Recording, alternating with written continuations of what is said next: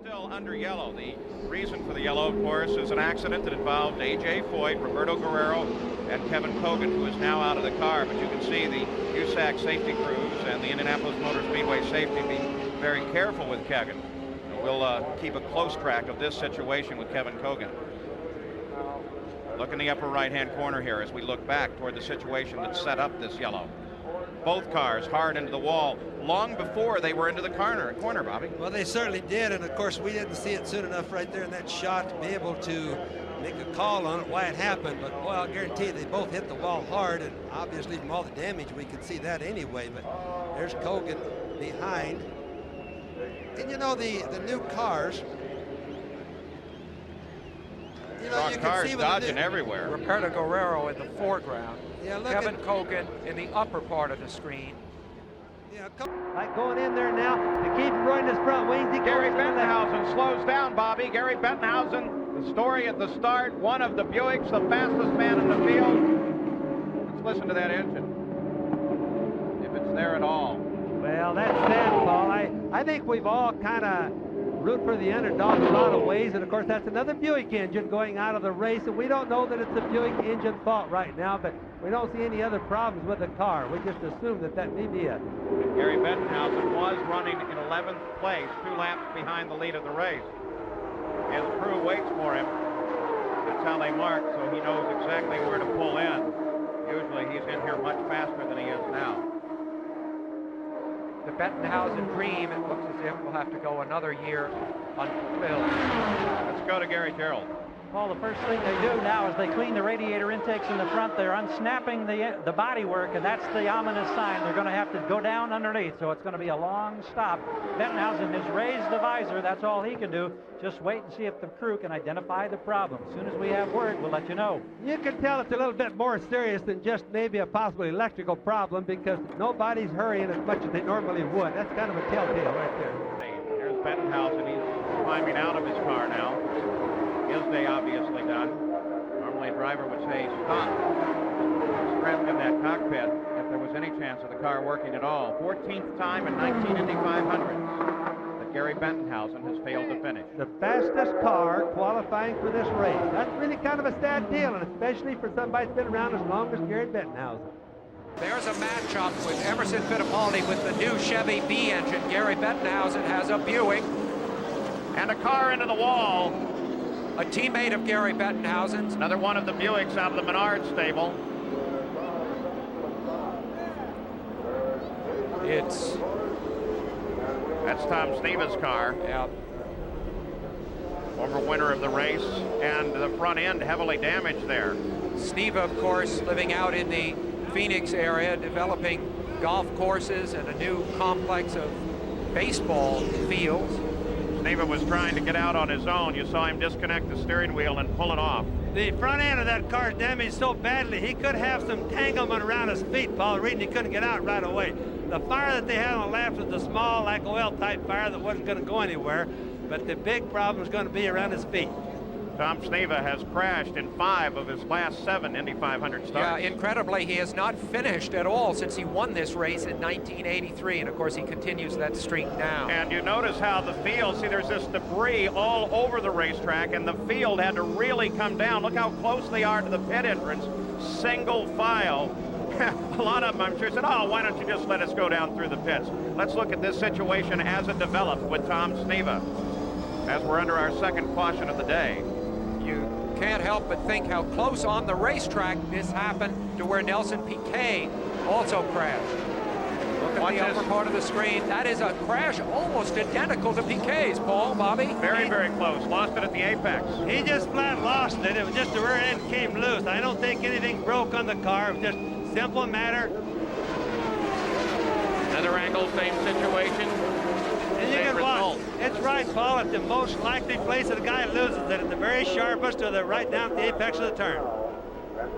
Another look at the same accident from down right on top of the wall. Watch the yellow car, there it is.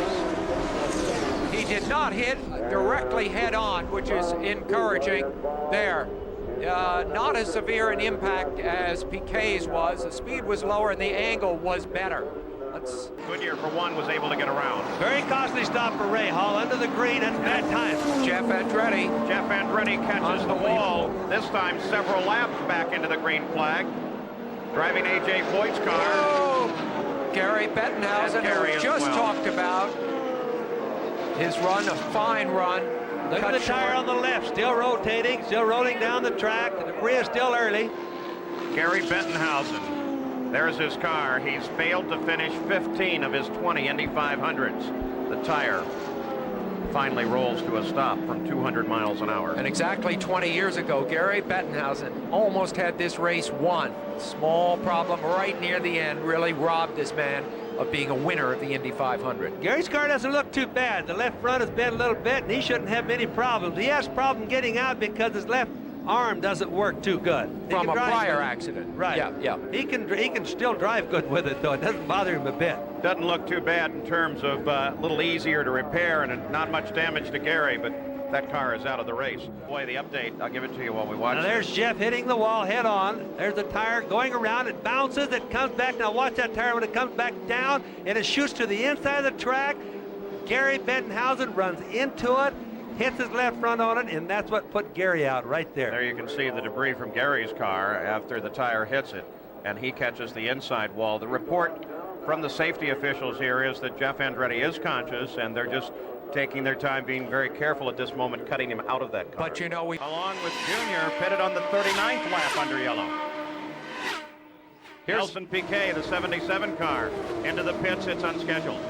this is the three-time world champion who had such a savage accident here last year, breaking both of his legs. A year spent in rehabilitation. Does this sound like the Kevin Cogan story all over again? The same kind of thing? Obviously, this is a terminal problem. Piquet immediately gestured to a team member to come over and help me out of the car, removed the steering wheel, and started to climb out. So ironically, we're getting a sign down here that says black flag number 27. I don't know if that's bad for just that, but we got to watch that. We'll keep an eye on that because 27, of course, is Eddie Cheever, who currently runs in third place. Well, and he's diving into the pits right now.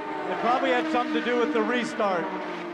Now the report from the USAC officials is that car 27 and car 1 have both been black flagged for passing under the yellow. And Eddie Cheever is furious. That would be the pass that he put on Michael Andretti. The problem sometimes is the drivers anticipate the track is going to go green. Somebody in front of them is getting away, so they hurry a little bit too much. The officials don't always agree with the driver, so that's the reason we have a stop and go penalty here with Eddie Cheever in the 27 car. Bobby, this would be really tough for Eddie, though, because remember, Michael was actually slowing with that tire problem. Yes, Sam, and he just moved into third place, and he's really been fast all day so far. Been out-timed. Well, that's true, but you know, the good part is it probably happened before. If he had waited, he might not have gotten that until the restart under green. Here's Scott Brayton, who is running in fifth place as he rolls onto the pit road. Under the green light with 117 laps complete. Everything here appears routine.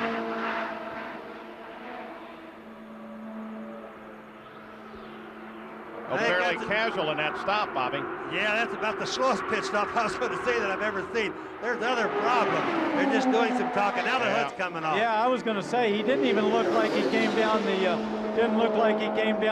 pit lane at 100 miles an hour either. All right, we watch the leader, Emerson Fittipaldi, but it's gusty at times, goes away at times. The drivers have got to be a little bit spooked because one time they go at the end of the straightaway in one of the sharp turns and they've got a big wind. The next time it's really still. They probably think their cars are giving a problem. Wind is blowing from the south, so it's a headwind up the main straight. As Arie Luyendyk has reported, heads for the pits. And this will be his first stop of the day. He comes off of third place to the pits, and Jackaroos right there.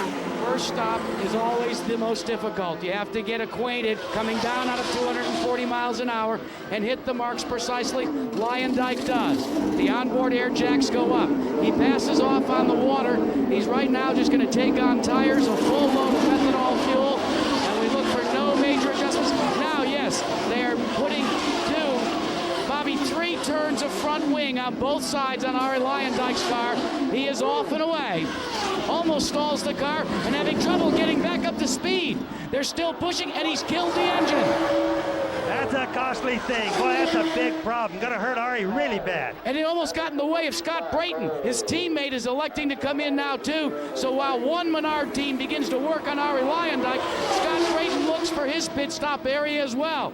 They get the jack in, they're having trouble getting the onboard starter connected. They do now as it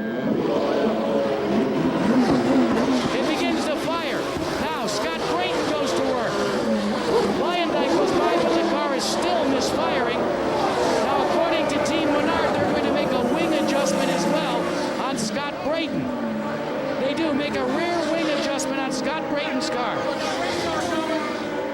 And he is off and away, but again, a very rough-sounding motor. As they begin to come up through the gears, gentlemen. Remember that this team runs only this one race per year. They have a huge budget, over $6.5 million devoted to this one race. But sometimes you might have teething problems because you've just made the first pit stop of the year that you might not have if you ran all the races. Let's also keep in mind that the two Menards were the first into the pits for fuel. That means that they may not be getting the mileage the other guys are. It's a very important thing to the whole race. The reason for the yellow is a piece of debris out on the racetrack. And how did it get there? Well, Arie Luyendyk was going down the front straightaway. Now watch him. He was having trouble with the driver in front of him. Had to dart a couple ways to get by, and in his anger, he knocked out the headrest. He didn't approve of Scott Sharp. So because that's on the straightaway, the yellow flag came out. Now this was Arie on his first stop. Listen very carefully to the engine.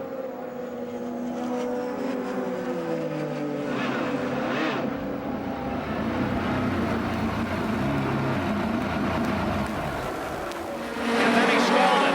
Bobby Unser, that can't be a healthy engine, can it? No, what's happened is the computer just went astray on him right there. It's no different than what people can understand as a carburetor choke being on when they try to leave their driveway. It was just dead rich, wouldn't keep running. He had the throttle down, but there's nothing he could do about it. Now they have. And sometimes when you have two cars there, it's really a good draft to get. So Ribeiro still on the move. We'll keep an eye on him as he runs in fourth place. Way out there, Paul. He Arie got way high. He's slowing. Almost crash out there. He was in the gray stuff.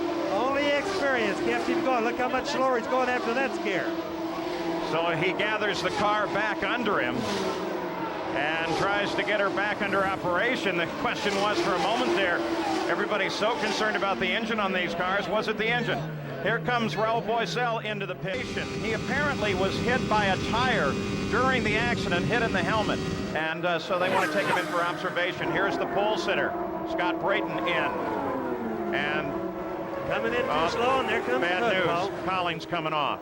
We imagine that they might have troubles with the Menards, but they've kept going. It's just that they've been wounded, so to speak, and have been dropping back for this reason or that reason. And all the body work off, as you mentioned, what they do in these situations, it's usually an electronics problem that they're chasing, and they're working in the vicinity on the right side pod as if that might be the case. Sonny, any indication of the problem, Sonny? Not yet. Sonny Meyer, who builds these engines, the Menard, with all that horsepower, still shaking his head. He doesn't know. Sonny out of Louis Meyer's family, the first three-time winner of the race. We watch Sullivan as Tony Stewart in a drag race with Salazar leads them into the first turn. Tony Stewart leads into turn one across the short chute and towards Bobby. Here he comes down in. He's got a real nice line. Everybody seems to be very conservative so far. They're not sleeping by any means, but they're also not taking any chances. And already another situation as Mark Dismore, the 30 car, through the pits and onto the access road. We'll keep track of that. And here is the other situation. Mark Dismore on the start. This is turn one. And down on the inside there, he just nipped the inside, it looked like, and that twisted him around, fortunately, to the inside. Well, it looks like he just pinched it down a little bit, turned the wheel, and lost it. right, let's go to with 16 laps complete. The pace car already off onto the pit area as Tony Stewart picks the pace back up, coming back to the green flag, and we're racing once again. Boy, look at the battle back in the center of the field as Stewart pulls away.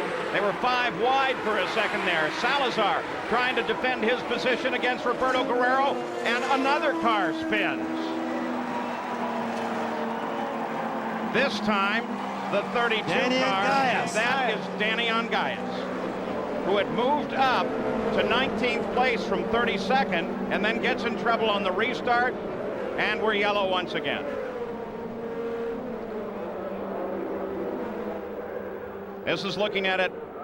I don't know what happened high there, in the but groove. he just looked like maybe he just stood on the gas too hard and turned that car sideways. He just busted the rear tires loose, Danny, just as you thought there, and came around. The lucky part of it is he was going awful slow, which means it's easy to break the rear tires loose, but by the same token, he didn't go fast enough to get out and hit the wall. A few more laps to go under green, but I think everybody's feeling their way out. As the fuel load lightens, the cars are changing somewhat too. Eddie Cheever on the pit road. Remember, the speed limit is 100 miles an hour there. Cheever came in from 5th place. That moves Luyendyk, Jones, and the rest forward. Eddie Cheever still in the pits, and it looks like he has a problem with the left rear of the car. Came in almost limping. It was hard to tell if he was just looking for the speed limit or if, in fact, he had a problem. This is the new... Right now is Jones. Fastest he's been running is right now. He's up to almost 230 miles an hour now. That's really fast for him. He's been a little bit slower than that all day. Here comes Luyendyk again, and something's happened with Stewart. Stewart suddenly slows. Danny, you were watching his speed, and it fell off a little bit, didn't it? Yes, but not as much as this. He's definitely got a problem. He didn't go in the back of the car there. There's a plume of something. Yeah, but and you can hear it a little bit. I think it sounds a little off song. But he's still going around. He didn't come into the pits. Is he going to come in there? No. Larry Curry, the crew chief, you know, as Stewart comes down the main stretch, we are under green. That engine is going. You can see the smoke off the right side of the car. I think what he was doing was calling into why he didn't pit was, hey, Larry, what should I do? Do you want me to keep going? Do you want me to pit? It's doomsday. He won't be able to go very long. Let's go to Jack. Let's see, Larry, what's wrong?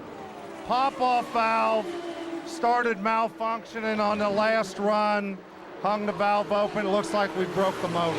Yes, as he went by me down here, there's the smoke coming out pretty bad. As he went by here, he had a cylinder not running on the 6-cylinder engine, only had 5 cylinders. That's doomsday. Tony Stewart will be out. You heard Larry Curry pronounce, might be a little bit of oil fire in the left rear of that car. Larry Curry, of course, pronouncing it out. And so now he joins Walt Faulkner and Theo Fabi as rookie pole sitters who do not win the Indianapolis 500-mile race. No rookie pole sitters ever accomplished that. And Bobby, I've got a question for you. Larry Curry said that they blew the pop-off valve, and that's what blew the motor. Does that make a lot of sense to you? It does. So Larry is getting a little bit technical on his answer. What he's saying is when you blow the pop-off valve, everything works really hard. The back pressure in the exhaust system goes up. This causes problems, internal heat on the pistons inside. I know that's a little detail, Danny, but that's what he means. And he should have never been popping the pop-off valve this early. He should have never been running that engine with so much horsepower that close to the edge. So Tony Stewart out while Eddie Cheever in the pits as well. You saw him come past Tony. Caution is out when a car we've been following, Mark Dismore, got in trouble when the engine let go on his car. Here it is. He'd worked his way into the top 10 and was having a good day for Team Menard. And then suddenly this showed up, and boy, oh boy, it takes him out of the race. And there was the reaction of the crew. What a tough day they're having. 2 of their 4 cars now out of the race. The other one, of course, being the pole sitter, Tony Stewart. The In the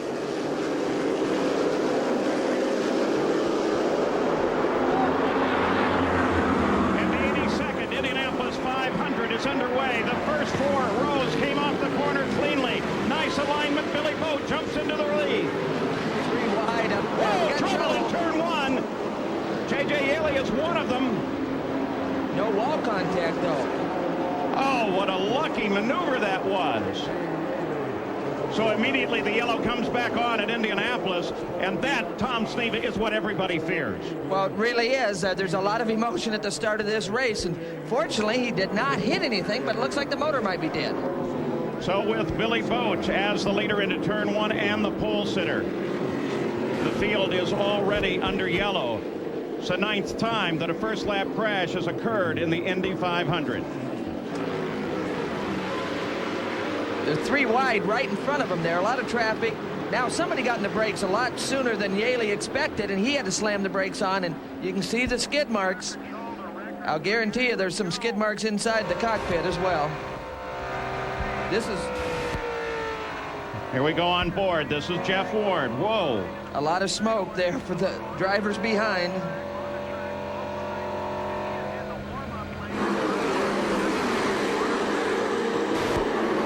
One other view. Oh, Yeley. Right over the top of the camera lens.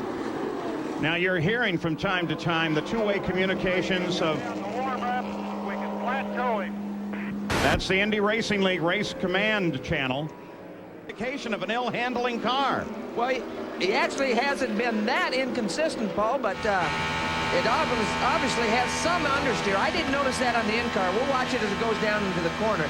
You can see this paw-looking thing in the left front. We got a yellow, Paul. We got a yellow. Got trouble on the front straightaway, and it's in fact Stewart. Stewart's engine let go.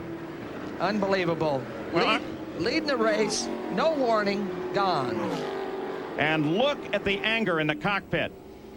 Stewart, fortunately, able to drive it to a stop without causing trouble for anybody. No one got against the wall, including Stewart. It looked like that steering wheel must have been a little slippery the way it slipped out of his hands, Paul. Well, Tony Stewart was furious. He threw the steering wheel, still connected to the two-way radio, out of the front of the car, flings down his gloves in anger. Remember, they had concerns about these engines going to qualifying. They had engine trouble. They finally made a decision to back out of their qualifying engines and use one that was detuned a little bit. But in doing that, they said that they were assuring that the race would run well for Team Menard. Now, one half of the team is gone. Tony Stewart waves to his fans. Sort of an unusual place to pull the thing to a stop. He's down in the groove and he pulls it to the outside. Don't understand that. Maybe we can get some more information on why he stopped it in that position with the blown motor. I don't think I've ever seen a car pull up high on the track. Seen a lot of them go low, and of course part of that has to be a product of the positioning on the track when he turned into the corner, and the fact that maybe those rear tires did have oil on them, and the car just decided it was going to go up there and park itself, and Tony was just good enough to get it stopped before it parked itself against the wall. Well, pretty frustrated Tony Stewart right now. Just unbelievable. He's shaking his head. He can't understand what could have happened. But like we talked about, they were concerned about their qualifying motors. They were happy with the race motors, but they're not real happy right now. He's on. Yellow comes on, and the indication is it's for a toe-in. So just as Eddie Cheever was all cocked and ready to get past... Oh, and look who it is. Robbie Buhl. Robbie Buhl is the reason for the yellow and for the toe-in. Well, Paul, it's confirmed. Robbie Buhl blew an engine. He has been pulled back to his pit area. It's an early day. The only thing he said on the radio is, it's a shame we had a great race car. They didn't change more. It was 10.9 seconds. Now let's get back to Jerry. Routine pit stop for Greg Ray, but once again as Ray leads near... Oh! And there is contact with Mark Dismore. Wow! Right on pit road. Ray was leaving, Dismore coming in, and now both cars sit nosed in at the far end of the cruise now begin to scamper down. What a major, major disappointment for both those drivers who were contenders here today. Oh my. Dismore had made up a lap under green, was doing a great job in the top 10, and then of course Greg Ray, who has led significantly here today. And with Arie Luyendyk out, you had to give the favorite slot to Greg Ray to win this race. But Dismore and Ray collide on pit road. Well, again, Dismore was in the fast lane. He was pitted farther north in the pits, and so he had a little bit of a head of steam up. And I don't know if Greg moved over on him, but obviously contact's made. There's Greg Ray walking disgustedly back to his pit. John Menard gives him a hug. This is Sharp leaving the pits. You can see he's got a head of steam up already. Here comes Greg Ray. Yeah, you could see Greg. Greg pulled out into the fast lane, and Dismore just had no place to go. Ironically, he came in and slid in to his teammate Scott Sharp's box, but it was Mark Dismore. Well, the car doesn't appear to be damaged, so perhaps he can get back in contention after all. But not the same can be said for Greg Ray. Well, again, it shows you the adrenaline and the emotion that's in this race. Greg pulled out of the pits, and he needs to stay on the inside lane. Now watch him when he comes out, and I think you'll see his right front go across the first white line, which is the fast lane in the pits. He's out. You can see him right there. He's across the white line and right into the side of Dismore. Got a couple of incidents on pit road today, Jerry Pine.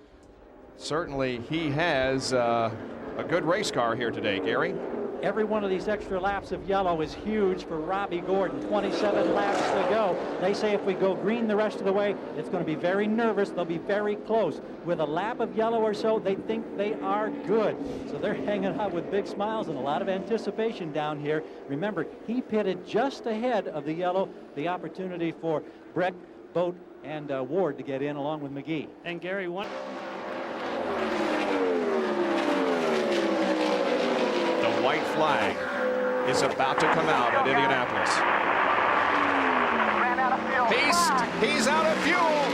He's out of fuel. Wow. Robbie Gordon is out of fuel as Kenny Breck comes down to take the white flag. One more lap to go in the Indy 500. Incredible heartbreak for Robbie Gordon, out of fuel. And now A.J. Foyt's pit. Bob, it's the biggest race in the world. You've got to go, you got to gamble. They did, and they lost.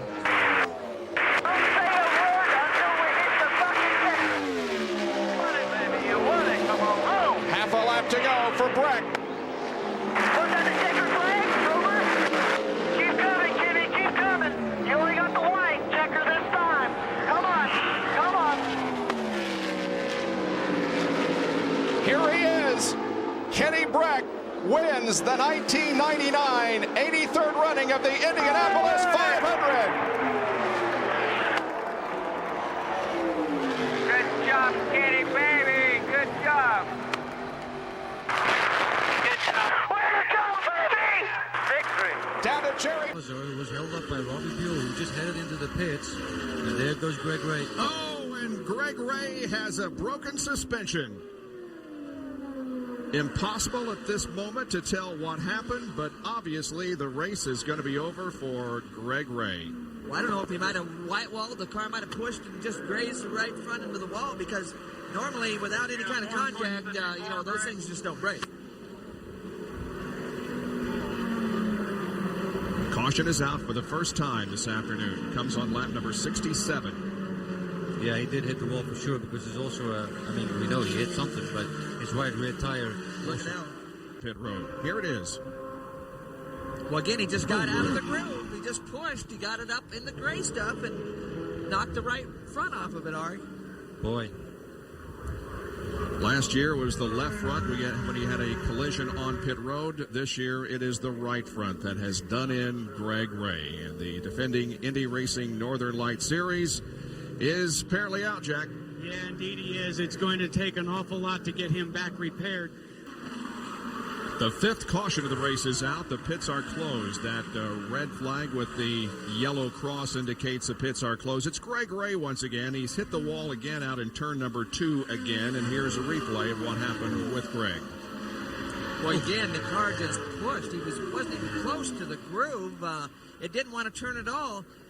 Well, look at it. Even before he got to the corner, the thing was up into the gray, Bob. And again, this is one of the problems when you go in and try to fix a car that smacked the wall already once today. It's tough. You're in a hurry. A lot of times you don't catch everything, and that can be the result. That's amazing the way these two guys have pulled away from Gilles de Ferran. They've opened up a 10.3 second lead. That's impressive. Well, they're coming up on some lap traffic. That's Dismore, who's a very fast car, even though he's about 5 or 6 laps. Oh, he got clear up in the dust there. You think he's not trying to hang on to that lead. Look out. Oh, look at this. What a run he had, and Michael Andretti takes the lead. He had to get out front. I think he got so high he had to get out of the throttle and let Andretti get around him. Wow. That's exactly what happened. That's exactly what happened. He just radioed in. Greg Ray said, I got to get out of the throttle for a split second. Darrell Soppy radioed back. Okay, gather it back up and go after him again. Well, here it is from Greg Ray's onboard camera. We'll show you how he relinquished the lead. Well, he goes through this corner. He gets very high coming off, and you can see the dust flying. Oh, he white-walled it. Man, he sure did. Barely touched it, but that's enough to get his heart started. And when his heart started, he had to lift out of the throttle. Well, his heart. And here's the other problem that they now have. They are getting tremendously low on fuel. Darrell Soppy has just radioed to Greg Ray. Stay out as long as you can. The rain is coming. There is Greg, who is now 6.5 seconds behind Andretti and lifting for that short amount of time. Oh, and Greg is getting past, so there may be a problem with that car. Yeah, he's got some sort of a problem because he's really getting blown away now. He's really slowed up. He actually may have bent something when he hit the wall there. I mean, it didn't look like much from here, but that may have been enough to bend one of the control arms in the back of his car. Well, Gilles de Ferran has picked up second. Robbie Buhl moves to third. Castro Neves fourth. Stewart fifth. As a matter of fact, Greg Ray has dropped way down to the 8th position now. Yeah, he's going to have to come in and fix whatever's wrong because he's way, way off the pace. Oh, that was looking like Beechler. Almost thought he was coming off the corner. I saw Jared Schrader in the Amvet's car. He was slowing way down too, going down the main straightaway the last time by. Hard enough to bring out the caution. And there it is. The caution is out. And we have an incident on the racetrack. Car 39 is your leader. Pace car is coming across the start and finish line. Hold out. That's Keys here in Indianapolis has crashed against the wall and destroyed the right side of his car. Waves to the fans, though, as he comes to a halt. Wow, a lot of presence of mind to do something like that. He's got to be extremely disappointed. Young man John Herb got in the pits very hard with the right side. Well, you wonder if what caused this crash was the rain. Maybe it's starting to get, maybe, I don't think so. He came up on a slower car, and as he got to that slower car, he turned to the right to try to miss him. Looked like he might have just barely touched him, but when he turned to the right, he just went right straight into the fence. Now that's on Herb. Yeah, that really was no fault of his. As he headed down into that corner, let's take a look at it in slow motion. You can see as he heads down that corner, something happened to the car in front of him. He did touch the left rear to the right rear, or his left front to the right rear of that car in front of him. That was Greg Ray. It does look like Greg Ray. I think you're right. Yeah, that was Greg Ray. Leaders in the first 81 laps of the 500 today. Bruno Junqueira has led the most, but Thomas Scheckter right behind. And looks like a problem in the Robbie Gordon pit. Obviously a fire situation has erupted there, or at least the potential of one. You don't see any flame as such, but apparently the top of that fuel tank blew off. A lot of scrambling down there in the Robbie Gordon pit.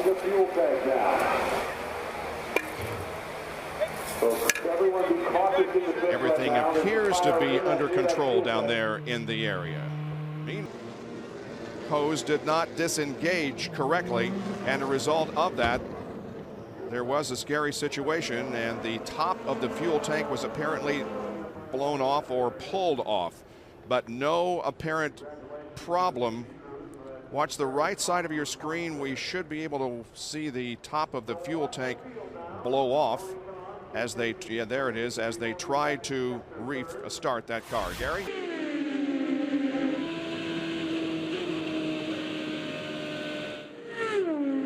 And a yellow comes out again, and this is a pretty good hit with the wall. A couple of cars. That's Jacques Lazier.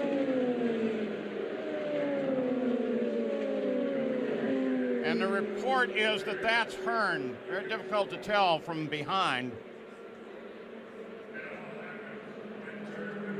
Yeah, Richie, boy, he struggled just trying to get a ride here.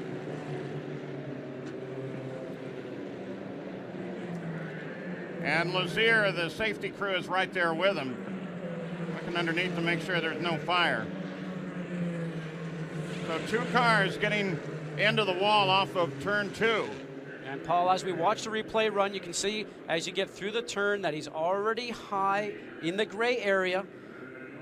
Now watch, he's on the outside. He's up in that gray area. There's no grip up there. You have to be in that black area where the rubber is. Looks like Jacques Lazier turns around, ends up just locking up the brakes, trying to miss the accident that's in front of him. And he scared the daylights out of Jacques Lazier, who just jumped all over the brakes, and as a result, he spun. Let's go down.